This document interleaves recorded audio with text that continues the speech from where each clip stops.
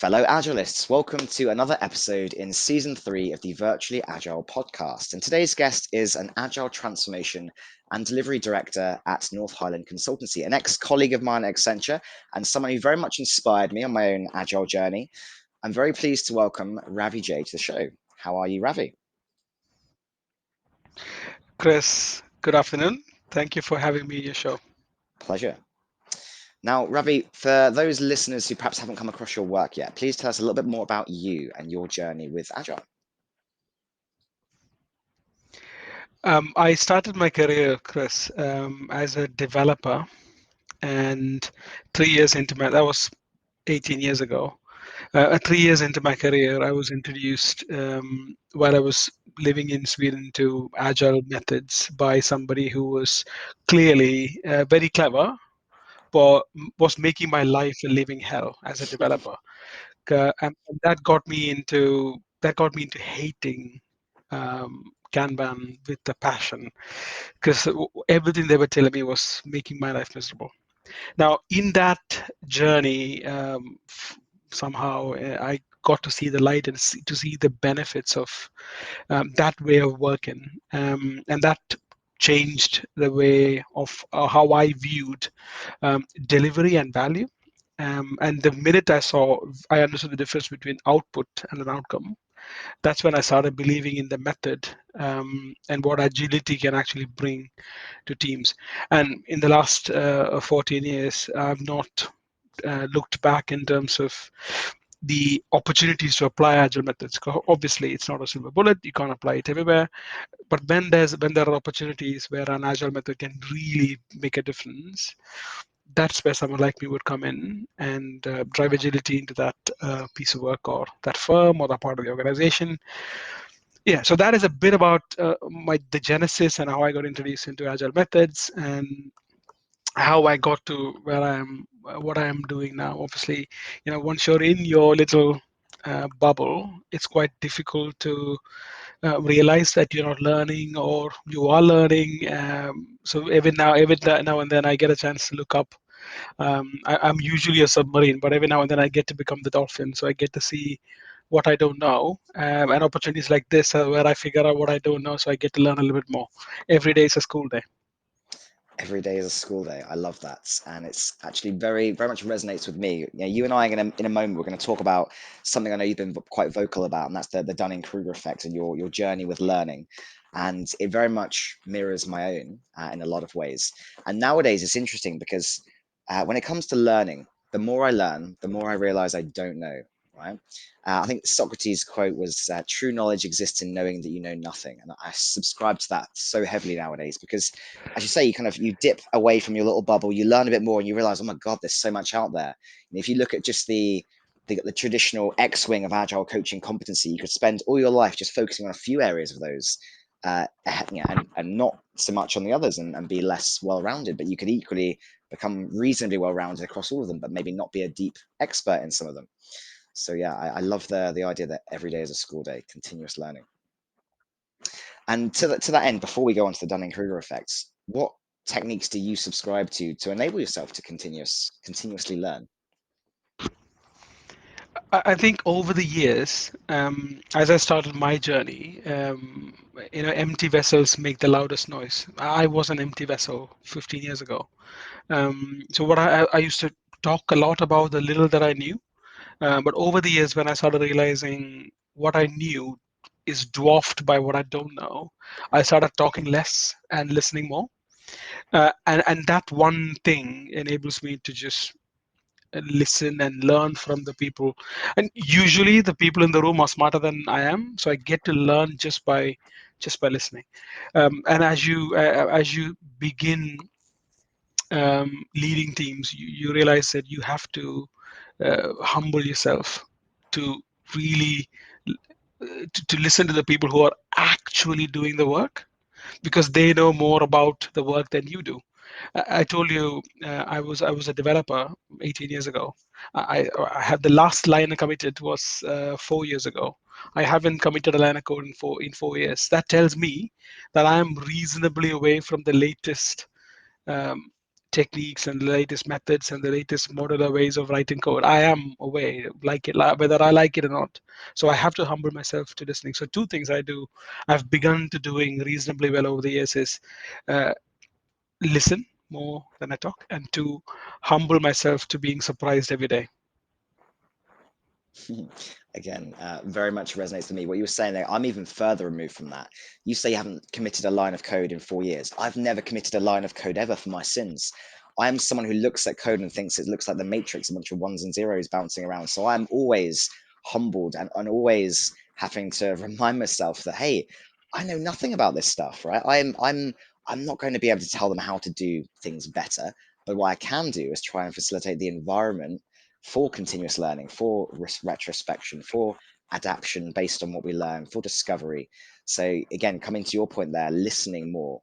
These people are the experts. They know the answers. I'm not going to be telling them the answers, but all I can do is help provide an environment where they can find those answers together. Right. So we talked about the Dunning Kruger effect. And I know, again, as mentioned, this is something that you've been quite vocal about cognitive biases, the Dunning Kruger effect. Tell us about your experience with this particular effect and how would you describe it? Now, I've discovered the theory behind the method while I was running my startup in 2011, where luckily I was working, I co-founded the business with some very smart people. Obviously, their smarts are in a different area of running the business than I'm, which is why we made a really good team that we brought complementary skills to the table. Um, Obviously, at that time, I had just been introduced into agile ways of working. Obviously, I was a very loud empty vessel. The danger was I was not quite an empty vessel. I had a couple of things in it, so I was making a lot of noise.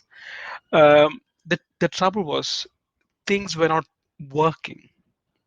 There was a lot of show about what I was doing, but not enough action. Lot of chat, but not enough action. So obviously the business was in making a lot of money, and every time I was asked a question, I would get very defensive, and I would just try to protect the what I'm doing by listing a bunch of process or a lot of theory about how they should work and why they should work. But the fact of the matter was it wasn't working. And when we scratched the surface, we realized the problem was very clear. I was the problem. And that's when I realized, I know so little. And we had a team of very smart, about 18 people in my office. We had a partner in Ukraine. We had a partner in India. There was enough smarts in the room to actually make a difference. But I was a problem. I was too caught up in what I know and what the method should be. So that's when one of my co-founders showed me this and said, listen, what you have to realize is that everybody goes through this. Everybody who values mastery of a certain skill goes through this. Is just part of life. It's not a midlife crisis. It's just part of how things are, right? So why don't you take a look? And that's when I sort of started plotting my career from about 2006. And my career started before that, but my introduction into agile ways of working started in 2006. And that's when I started plotting how does that how do what does my journey look like. That wasn't easy, and every time I looked at it, it made me realize what I didn't want to realize, which is I was being a bit of a bit, what's a safe word to what is a good word to use for dick. I was a bit of a dick at that time, and what I didn't want to accept it. I did not want to accept it. So what I did was to just put that to the side. Like, this is not true. Like, you guys are full of yourself. This is not true. But over the years, I started realizing that this I should go back and revisit it. And then finally in 2016 and 17, I did, which was about 6 years after I was initially introduced to it. That's how long it took for me to sort of go back and humble myself to say, you know what, if I have to really become agile myself, not just talk about a theory, if I have to be agile myself, if I need agility in how I think, I need to confront this. That's where I started drawing this, and I think I put it out there in 2019, which is it's just about 12 or 13 years into my journey of agile. That's how long it took for me to realize, well, actually, I'm now in the bottom. I'm now beginning to go up. I'm now realizing there's so much I don't know, and it's felt like a reasonably good time to do it. Now, don't get me wrong, my career was flourishing. I had no issues in terms of my professional, how I was conducting my business, but I knew what I didn't know. And speaking candidly, I found myself in areas where I was the SME, and for that reason, I never felt inadequate. Now, I've been lucky in places because I found myself as the most agile person in the room, and for that reason, I had primacy in everything I said. And so far, touch wood, I have not been in a room where I'm not the agile expert. But there will come a time when I am that person, and there will come a time where when I'm, of course, don't get me wrong, there are things that I learn every day, but on balance, I'm not surprised every day. On balance, of course, there are new things that I learn every day, but on balance, I'm not surprised. I have still not been in a room where I am surprised holistically. Of course, I learn new stuff every now and then, but that day will come. But that's when I realize the new bits of what I don't know. So that's where that's why I'm confidently saying that I am very much at the bottom, where I know a little bit, but my confidence about what I know is quite low 2 years ago. It has gone up a little bit, thinking, okay, I'm not an idiot. I know a little bit. Maybe I should get more confident because guess what? When you're a leader and when there are people who are new to the team, they look at you for confidence. And if you look like you're constantly doubting yourself, they start thinking, okay, why am I following this leader? So there is a little bit of I have to be confident. I need to be presenting confidence to be able to to be able to have followers, to be able to convince them that they have to do the job, not for themselves or for this, but they have to do this for us as a team, and that's quite key. That's why I started. That's why I'm presenting to you that I'm a little bit further up in confidence because having to pretend that I'm confident has enabled me actually get some confidence over the last 2 years, I'd say. Bit of a fake it till you make it sort of situation. Pretty much, pretty much. But I had to do it, and that's how I learn to be a little bit more confident in what I know, the little that I know, and of course be very clear-eyed about all the things that I do not know, all the people that I'm going to see, all the universe of things that I don't know and I do not even know that exist. But when it comes, I've learned myself to be not be defensive, but just receive information and knowledge when it is presented to me. Excellent. Well, I do think having seen the visual you shared there about your journey and having plotted where you learned certain things. I remember there was something on there saying Scrum Mastery was hard. You learned that as a lesson, and I think it's very powerful that you were able to do that reflection activity, but then also transparently share it. And I know you were saying there about people, they look to you to demonstrate leadership and to be confident. I equally feel you can gain confidence from people in terms of them trusting you by displaying that level of vulnerability and transparency and openness to say, hey, this has been my journey. This is where I've learned along the way. I know I'm not perfect. I don't have all the answers, and that's okay because, again, I will work in a way which will help us find the answers. I think there's a huge power in that in particular. So I applaud you for being transparent and sharing your journey with that. It's very much, as I said, something that resonated with me. Definitely had similar experiences where I've thought I've known a lot and then been very humbled when I've learned how much I don't know. And to me, I often joke if I had a child, I'd call them Kanban because they're just a continuous improvement, a continuous work in progress. And I like to think of myself as a continuous work in progress. I'm like a collection of scars and bruises and lessons and successes and failures that's shaped who Chris has become today. No doubt. Right. So, in your role, Ravi, you as Agile Transformation Delivery Director, you are exposed to quite a range of clients, industries, transformations. What to you are the biggest problems that you see enterprises facing today? Are there any trends you observe, whether they're focused on agile ways of working or otherwise? I think the problem across any industry, any firm, is quite basic. It's people. It's not. Mhm. Of course, the peoples are hamstrung by not having the right tools, the right processes, or the motivations. All of that is true. But central to all of it is people are not people, and their emotions and their reactions cannot be codified. It just cannot be. On day one, it cannot be. But over a period of time, which is when transformation starts, you can't just give them B on day one. they are an A. They will need to travel across an elapsed period of time to be. Now, there is usually less patience across any firm in any industry because we've just gone through a black swan event. And a lot of industries are suffering, and as a result, they want results yesterday of an agile transformation yesterday, but it cannot happen.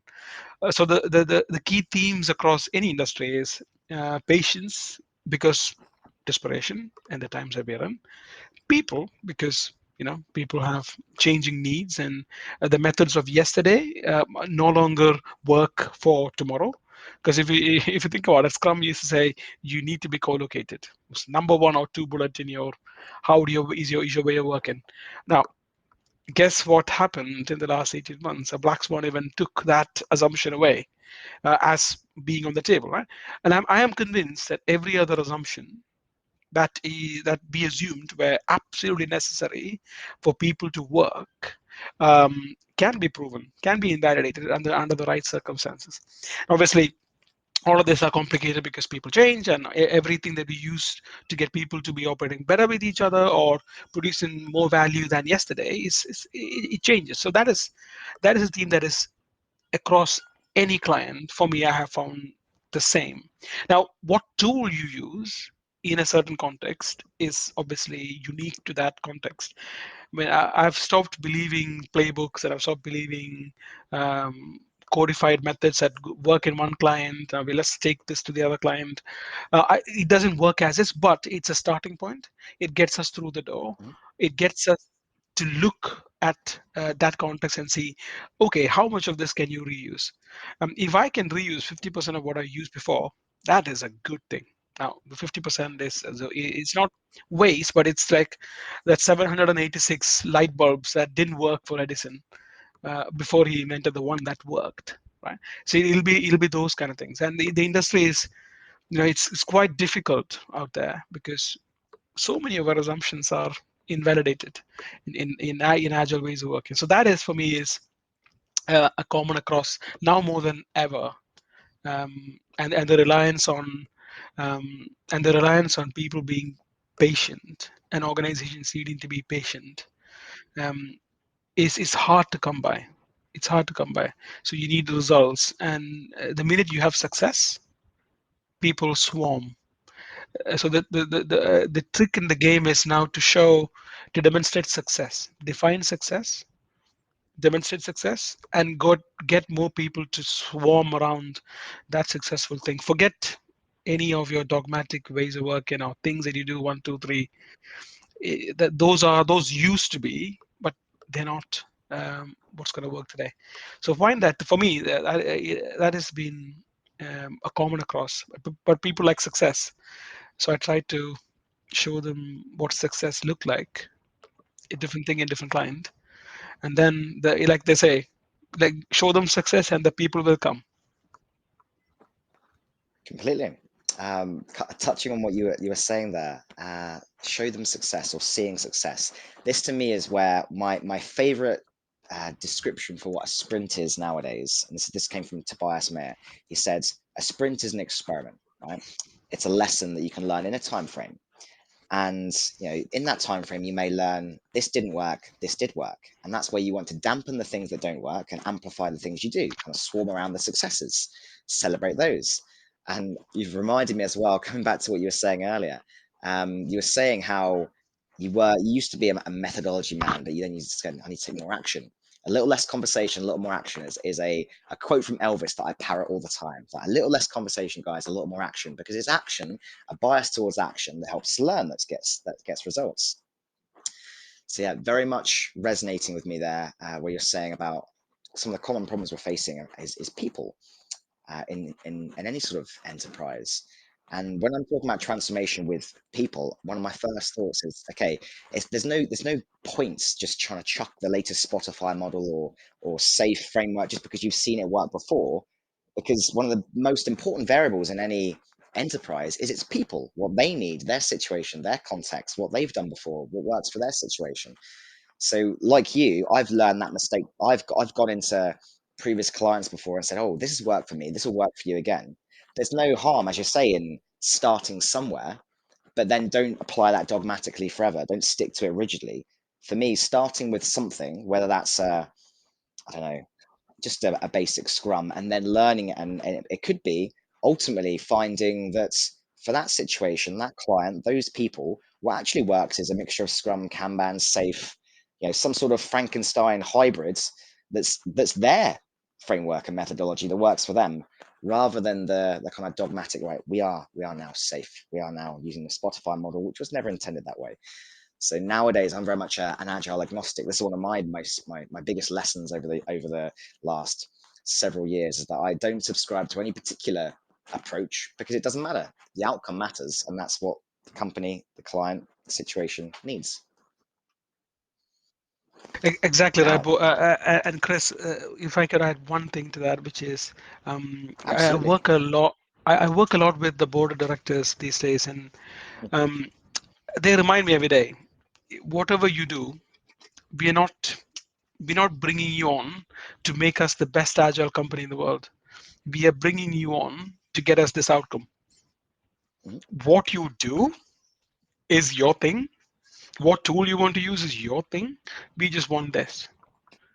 And that mhm, reminds me every day that I cannot assume that an agile method or an agile transformation is going to get them the outcome, because they may not. Because remember, they are working at the minute. It's good, it's okay, right? It's not great, but they don't know that. So the first question you get asked is, why fix if it ain't broke? It's good, right? And it's probably mhm. good. It's probably good, but it's not great, and that's why they're not getting the great outcomes that they want. Now it's really hard to convince someone who think they're good to be great. What's what's the motivation? Like, why why should I do this thing that you say is cool? Like, what's in it for me? And that question is a difficult question to answer. When there's a burning platform, easy, you see the fire. When there is no fire that you can see or feel, it's a harder sell. It's a hard So that is an additional sort of nuance. And I spoke about patience earlier, which is, you want to have transformation, and then at the end of the second week, why aren't you transformed? Why don't you like sprint? Why don't you like scrum? Why aren't you sprinting? It's only 2 weeks. It's just, you can't expect people to change, because it's people, right? We like and we warm up to things over a period of time. We need to see things work. We need to see someone else say good things about things that work, and that takes a bit of time. So the board usually, um, sometimes when they ask, they're used to getting something quickly, and this is a Mm, fundamental way of working, and it requires a bit of investment for it to give results or after a period of time.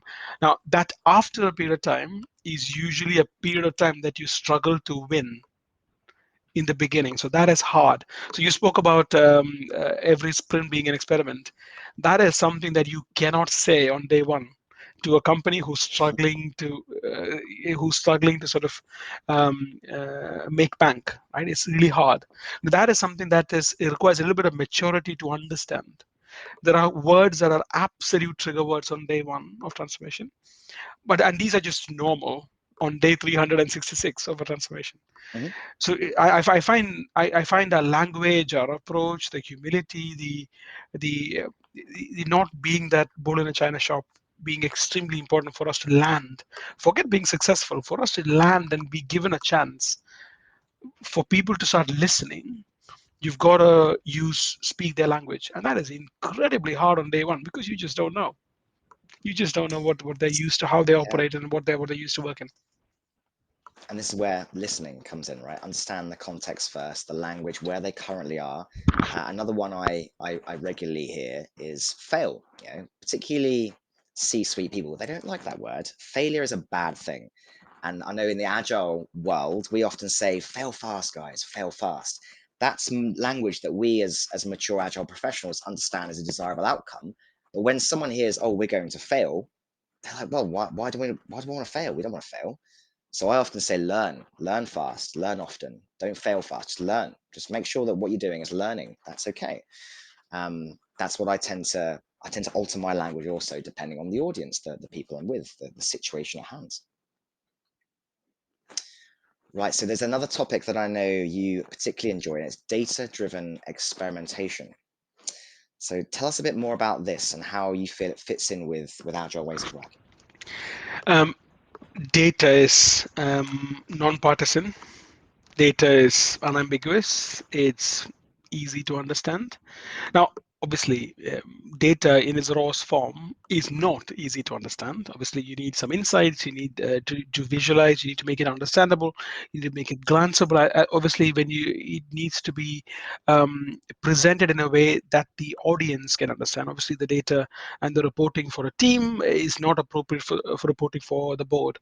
Um, and Mhm. what I've learned to do better is to take subjectivity out of what I am presenting as set of facts, and that is usually difficult. Like when you say, "How is that team doing?" Your response is, "That team's doing great." Now, unfortunately, the word characterization "great" doesn't mean anything to anyone who's looking at. Okay, I asked you that question to inform myself whether I should keep funding that team, and "great" doesn't say anything to me. Like that's a that's an interesting characterization, but what does that mean? Like what should I do? Are they great people? Are they producing good value? So you need to find the data that tell them and give them enough confidence whatever decision they're asking that question for. And that is why, and data is non-partisan. There is no characterization. It's just facts, set of facts. Which is why any sort of experiment I run, or any sort of by experiment I mean, when you are in a maturing team or in a near mature operating team, by the set of whatever set of factors you use to determine that this is a maturing or a mature team. Once you begin to get that level of maturity in operating, you are pretty much scraping at the bottom of your expected backlog, like things that you need. You are running right now, you are keeping the lights on mode, you're in your product life cycle, you're keeping your lights on mode, and in that mode you start asking yourself, okay, do I do nothing anymore, or do I do something to get back into product development, come back in the product life cycle and get more people into the funnel? What do I do? How do I make more money? Or am I or actually we've used it enough, there's no more money to make, let's just keep the lights on, let's keep what we have. There's no point in going after new. If the answer to that question is let's go after new, then you are experimenting with things. Now, obviously your feedback loop is shorter, and for that reason, data is incredibly important because your feedback loop is shorter, and your communication to your stakeholder needs to be much shorter. And for that reason, the reason is, do I need to fund you? Can I see the return on investment? Because if I don't, I need to stop the funding. You can't wait 6 months. You cannot. So that is why the data is incredibly important, and what you present back, e.g., the insights, are also incredibly important. So I go with when I ask a question, ask very specific questions with regards to the accepted slash agreed a set of criteria as success. Like we have a measure of success, so we measure the teams for that success, and it's usually not velocity, or that is not what we measure. When you know what success looks like, you measure the team. However you measure, what what is telling me whether they're successful or not. And that data is what you take up. And sometimes there's a little bit of greenwashing data, because obviously there's a little bit of greenwashing statuses as you go stratospheric, as you go to the board, because they don't really care about my developer doesn't have a laptop. Okay, that's an issue that gets resolved. It doesn't need to go as a red to the board, right? But this team is not making enough money. Okay, that it doesn't mean the team isn't making money. What they are doing is not making money, so they need the new focus. So put them on something else, because the people are fantastic. The people are smart. They've got good tools. They're a mature team, but they're doing the wrong thing. Now the data will tell them they're doing the wrong thing. So the answer is not get rid of the people. The answer is give them a new purpose. Now that is all that data can get to that fork in a road. If there's a fork in a road, data can help you get to the fork in a road quite objectively, without unambiguously, without people getting hurt, or without people taking it any personally. Because when you are non-partisan, you're sticking to the facts, and that for me is the best way to sort of run a business, because it's quite easy for people to think that's my baby, and the minute you say that's my baby, the piece of work is my baby, you are emotionally attached to that piece of work, and when Mhm. God forbid it isn't working for you, and when the funding gets funded off pulled off that piece of work, that's when you get defensive and you don't want to let go, and you just do keep doing the wrong thing even though it's the wrong thing. So we want to avoid all of those things by talking about just the facts, and data can help you stay on this side and not be on the emotionally attached to the thing that you're doing.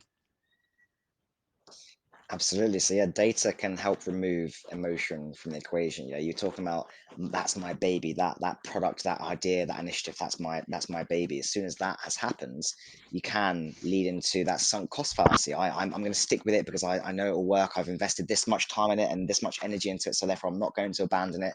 But then when you're presenting data back and saying, well, actually, this isn't producing the return on investment that we hypothesized, why aren't we going after this next opportunity or this one and seeing what happens there? And this is why I'm often encouraging, right, when you have an experiment, a hypothesis, what is the success criteria behind it? And equally, coming back to your point there, someone says, how's this team doing? My first thought is, okay, what outcome are you looking for from this? What's the question you were really trying to answer? And you mentioned there that they were coming at from a lens of, well, is it making money? Okay, that's a different answer to if a team was saying, well, or a person was asking me, how's the team performing? Are they happy? Are they producing results? Because a team could be producing great results, but that might not be making money. They might be producing lots of good stuff, or must be producing lots of stuff, but that stuff might not be translating to revenue. So yeah, I think what I love about data is it takes away that partisan view. It takes away that emotion from the equation. You can't argue with data. You can interpret it in different ways, but you can't argue with it in a certain way. So yeah, big fan of using data. So, Ravi, you may be aware the theme of this podcast is equally about hearing from established thought leaders as well as amplifying newer voices. So, those that perhaps aren't always speaking at conferences and events. So, have you particularly seen anyone out there who's doing some great work that you'd love to share and talk about, or that I should perhaps reach out and get involved in the show? Good question. I'm going to reflect on that, and let me reach out to you offline with some names, because in this line of work I'm meeting some really interesting people, some Mm, new into the agile transformation journey, some established. And I'm thinking some of the newer voices, what they need is a little bit of sponsorship, what they need is a little bit of confidence, because it's quite easy for them to mm, say, I'm in day one, I don't know anything. But actually, they've been in the industry for 25 yeah, years. So they know stuff and they have common sense. What they don't know is a lot of the theory, a lot of the fundamentals. But when you say the theory, explain the theory to them, explain what the theory says. I say, oh yeah, of course, I get it because I've lived it. And that is a reaction that we get less of in these days, because a lot of people talk about the theory, just to make themselves feel very smart. And when I say something that other people don't know, I feel very smart, right? But actually, the people who may not know the theory, but actually are living it, just need a little bit of attention. So if you let me, what I might do is I might ping you offline with the names of some people, especially from the industry, who are very smart, very clever people, but don't get the time of day because they can't speak the theory. please do. Would love to hear some of those names. And actually, just as a bit of a shameless plug, I'm involved in the Access Agile Free Estival or Festival, and what that is about. One of the key principles behind it is about amplifying newer voices. So getting perhaps those people who are doing great work out there, the platform, the opportunity to share their learnings, their experiences. And it's intended to be very inclusive in that respect. It doesn't matter if you're on the junior side. If you got something that might be of useful or use to others, then please share it. So yeah, if anyone is listening and wants to get involved, wants to perhaps do their first speak or speak, do their first talk at an event, then they're welcome to get involved. Now, Ravi, I'm a big fan of retrospectives. I ask every guest on my show to add a new retro to my backlog. I've had all sorts in the well over a year that I've been creating these random ones now. Have you got an idea of a themed retro that I could create that I could add to my backlog? I think I may be a few months out of date with what you have, but There was one retrospective technique that I think it may have been after we parted ways at Accenture, Chris. It's the Mhm. dartboard. I don't know if you recall the dartboard that I used 2014 or 15. I don't recall, and I tried that in Hong Kong and various other clients, and that seems to work. And there's three things in it: process, people, and product. And the closer you get into the middle, you're nailing it, and the further you are away from the board, sometimes even outside the board is telling you something. And each dot is there's only three colors, so there can only be three color dots, people, process, and product on the board that everybody comes in. And the most powerful thing about the method that I've seen, Chris, is if you stick that on the wall, it's quite hard for anyone to read what's on the dartboard, but what you can see is the color. So if I take a step back and if I want to understand how a team is doing, without reading the board itself, you can tell what the team is nailing. So if you have a swarm of, I use orange for product. If you have a swarm of orange dots into the middle, you see the team is kind of nailing the product without actually knowing what's written. They seem to be nailing, and you can see the outliers, the colors will tell you without consuming the content, what the team feels that they've got to improve as a team. And that Mm. helps you sort of, from 40,000 feet, ask the person the right question. If they're not already telling you, if they're not already telling you, ask them how can you help as a servant leader? How can you help as a servant leader to clearly you see a pattern? How can you help bring those board darts to the middle? So that's a technique. It's a very simple physical technique. I haven't done that virtually um, because in my experience, I think the last time I did this may have been in Hong Kong, where we stuck the board on the wall, the inside of a glass wall. So when the leaders walk past, they see the dartboard from the outside. We've had experiences where the global director goes into the room and saying, "I see a bunch of greens outside. How can I help?" And that question Mm. is interesting because that question is never asked. No one asked that question. So from a culture point of view, first ceiling broken. Like they have just broken the Mm. first glass ceiling. A leader acting like a servant leader, and then conversations will determine whether something will happen or if that's just lip service. But at least the first glass ceiling is broken. So it's a very simple technique. Helps people understand patterns without even knowing the content, but reel them in to ask the question about how they can help. I love it. It's a very visual technique, and actually reminds me of, in a similar vein, of the constellation icebreaker you can do, where you get people. You basically put something in the center of the room to represent the center of the universe, and you ask people questions. I am a dog person more than a cat person, and if you're a dog person, you stand closer to that center of the universe, and further away if you're a cat person. It's just a great icebreaker. But as you say, what it will do very quickly is show people how far away they are from each other, and that then provokes conversations, the discussions. Okay, what can we do next? What can we do to bring that or move that in? So I love that it's a very visual retro, and I will create a virtual version of it. It's on the backlog now. Conscious of time, thank you for adding that to my retro, Ravi. Thank you for sharing your experiences, your knowledge, your wisdom, your journey, your transparent approach to the Dunning Kruger effect and your learnings. Do you have any final thoughts you'd like to share with any of our listeners? Only that, um, only that. It, what you have, what all of us have to realize at some point, all of us will realize at some point, is that we are inadequate in solving the problems of tomorrow, because we are learning the problems of yesterday and the tools of yesterday and applying the tools of yesterday to today, and at some point in all of our lives we'll feel inadequate about solving the problems of tomorrow which are happening today. Just remind yourself to drink a glass of water, relax, go watch a movie, come back, stop giving yourself a hard time, start listening to somebody else, just to see what you're missing. And when you're feeling down, just realize that it's a hard life. It's a hard thing and a hard craft for us to do because we have to deal with people. The response to your input is not going to be the same all the time, but that's very normal. So maybe don't give yourself a hard time. Just keep give yourself enough time to learn, and you'll be okay. Excellent. Thank you for sharing that. Right, that's been another episode in season 3 of the Virtually Agile Videocast. If you'd like to be involved, don't hesitate to reach out and don't stop believing, folks.